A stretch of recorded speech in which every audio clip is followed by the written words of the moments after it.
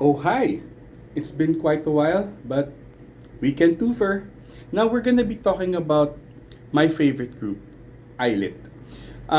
It's been a while since I had any K-pop content because since the time I did my Whiplash video until 2 days ago, I've been listening to Whiplash. Uh, I would say it's my favorite aespa song, and I would even say it would be my, well, next to ILLIT songs, it would be one of my favorite songs for the year. But the thing that I would like to talk about is the new music video by ILLIT, which is titled Tick Tack. Now, but before I do that, before I go into TikTok, I just like to have some just like to talk about this recent interview that was made interviewing Belift Labs CEO. And that interview the topic of that interview is really more about the plagiarism issues that New Jeans and Min Hee Jin has brought out against ILLIT. This happened previously. This already happened when ILLIT debuted. But for some odd reason, because Min Hee Jin's injunction to stop her removal as CEO did not go through. The courts decided that her removal as CEO is valid, and with a recent controversy with Hybe's internal documents. But then again,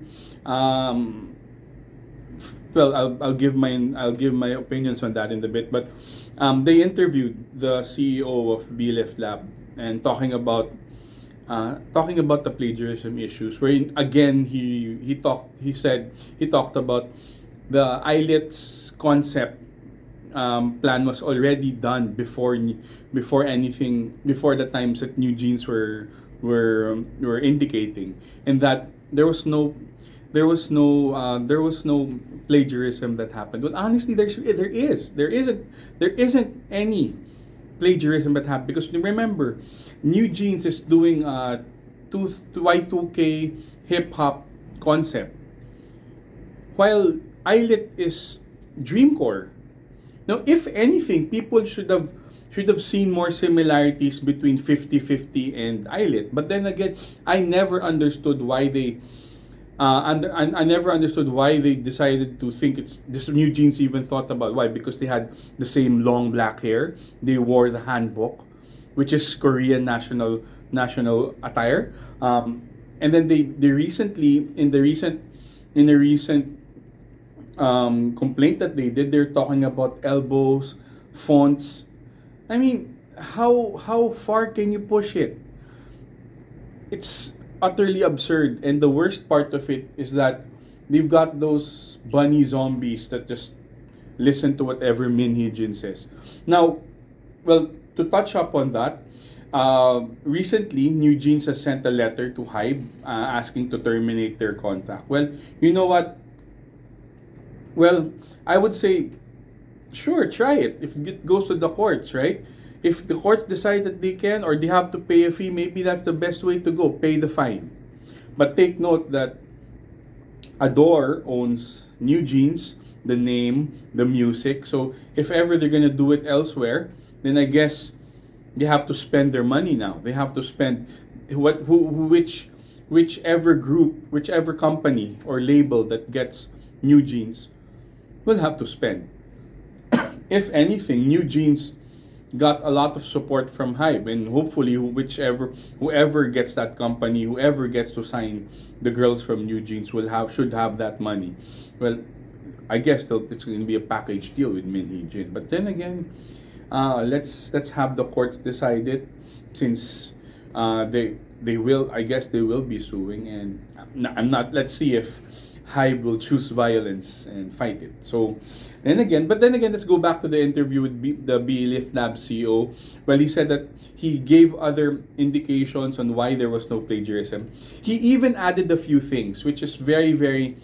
If you took notice of it, he did indicate that New Jeans were getting preferential treatment. He said that in the floor, where people are getting their makeup done, and there's actually a specific room for new jeans, right? So he was subtly hinting that new jeans did get special treatment, which is directly opposed to what new jeans said, that they're being mistreated. If anything, they got a lot of clout. They were able to get a lot of things from hype. Even the fact that they got BTS to dance with them, right? That never happened to groups like ILLIT or even. It's just absurd. But one thing that I did like about that interview is that he really did talk about the girls. He talked about the girls' struggles, their loss of confidence because of it, because of what this one narcissistic person wanted to ruin and have her own, and just bite the hand that feeds her. It's just utterly, it's for to think there are my favorite group, there are my main group. Um, it's heart wrenching seeing the CEO even feeling that way, and the fact that he's saying that that it's going to hurt him. It's going to hurt him till he dies if he sees that these girls get hurt. But then again, this is also a testament to how strong the girls are. They started the BLIF Lab CEO even talked about Are You Next with regards to the rigging allegations, when he said that four was chosen by the company, and the next two were for the fans. And he said that of course, because they did have a concept, right? They did have a concept, so of course they have chances to vote. And of course, these also have a little bit of rigging. 16 when Twice was formed, right? Momo was already eliminated, and JYP added Chewy in it, right? There is going to be a level of, I guess, of what the label wants. It's a given, right? It's very naive and stupid to think that it's going to be purely in a group, right? Even One Direction were eliminated, and they just thought about it, right? So, and lastly, he even the BLF Lab CEO even apologized to the fans. Well, you know what? I'm a glit. I'll say it loud and proud. We'll always support ILLIT for everything they've been through, for all the hate that they've been through, even for the in Japan where they almost got the Black Ocean. Good thing for the end. Thank you NCT fans for lighting their for letting their light sticks on for the girls. And it's just very it's very touching. It's to see them power through this, especially since they even had to delay their comeback because of that, because of all those problems. It should be Summer Moon. It's not summer now, but then again, I would say it is a solid comeback. And now they had their second music video, which is Tick Tack. It's actually I was actually hoping that I was actually thinking that they were supposed that they were going to be releasing If You Know You Know, because that's the second song that they were playing. They're playing that more than Tic Tac, but I guess Tic Tac. But listening to the mini album, I Like You, the whole album, as I said in my previous video, the album itself, the mini album itself is more upbeat than Super Real Me. Everything in it is a lot more upbeat.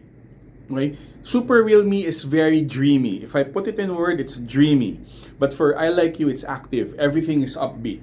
Even Cherish. Cherish is actually pretty smooth. But Tic Tac is totally active, totally upbeat.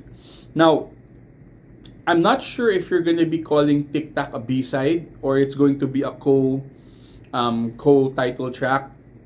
But the thing that I noticed with the music video of Tic Tac, that the quality is just at par with Cherish. If not, actually, I would say that well, the sets, I guess Cherish has more sets. They had the outdoor set, they have the teeth set, and they have the teeth set, they have the outdoor set, they have the classroom and the restroom. So I guess they have more set. No, not really, because no, actually I would have said it's pretty the same. And I did find that this music video is a lot brighter. The colors pop a lot more, which actually made me like it a little bit more. And the song itself, the song is very upbeat. It's very short. I would say less than 3 minutes. It's very very short. Um, but it's typical ILLIT at the moment now. And one thing is that I guess the hand gesture, or let's start from this.